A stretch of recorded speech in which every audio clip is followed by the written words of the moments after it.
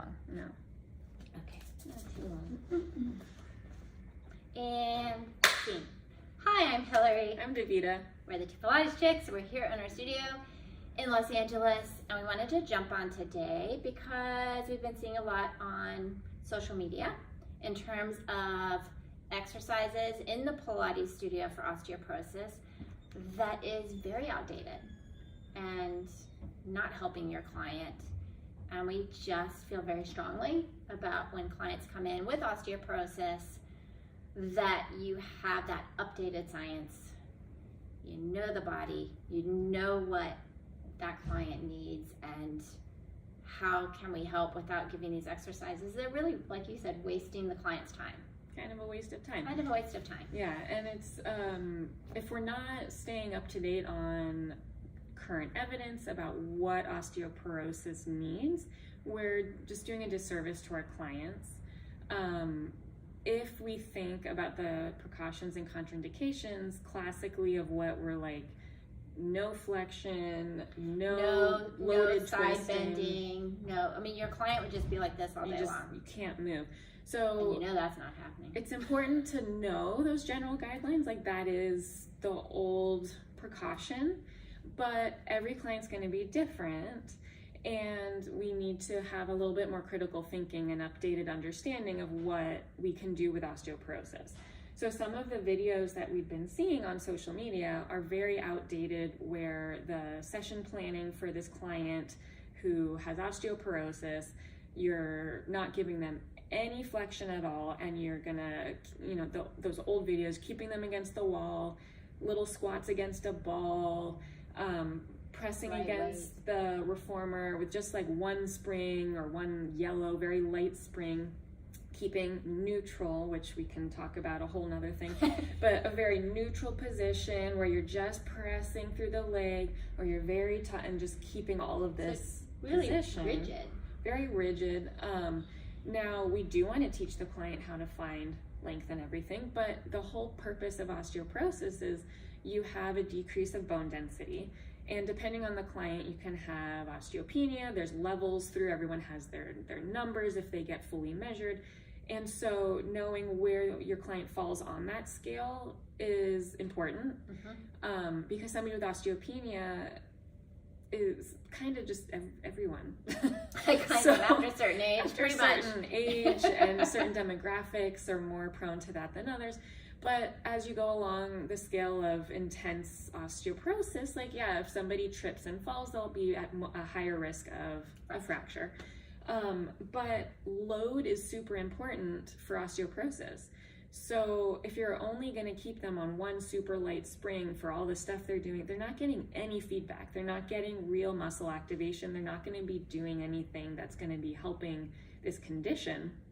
So on the spectrum of fitness, we can think of like something like swimming, which is good to do. Cardio. It's cardio, you move through the body, but it's not specifically helpful for osteoporosis.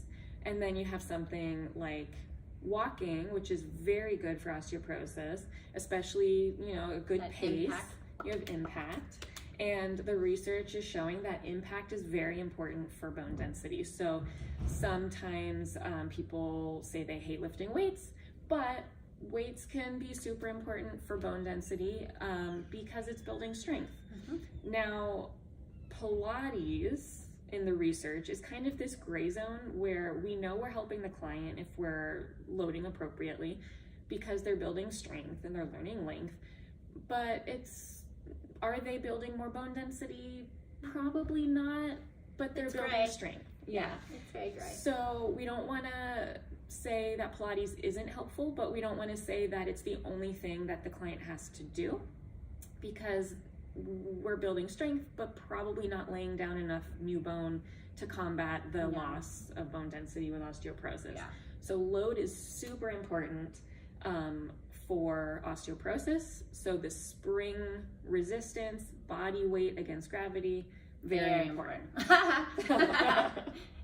and what she was saying is like, well, what can we do? We're not going to build bone. But what Pilates can do, and we were talking about this before we jumped on, is what is your client doing outside the studio as well, because we both have clients that we know have, even if they haven't said anything, they have osteoporosis because of their age, and of course they put it on their paperwork, but they're playing golf, they're playing pickleball, they're doing all these activities. So why bring them in the Pilates studio and then just like limit it?